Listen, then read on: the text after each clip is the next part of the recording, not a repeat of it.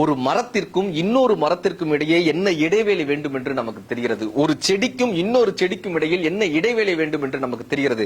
ஒரு வீட்டுக்கும் இன்னொரு வீட்டுக்கும் இடையில் என்ன இடைவேளை வேண்டும் என்று நமக்கு தெரிகிறது. ஆனால் ஒரு ஆணுக்கும் பெண்ணுக்கும் இடையில் எந்த இடைவேளை இருந்தால் இந்த உறவு செழித்து வளரும் என்று நமக்கு புரிவதே இல்லை.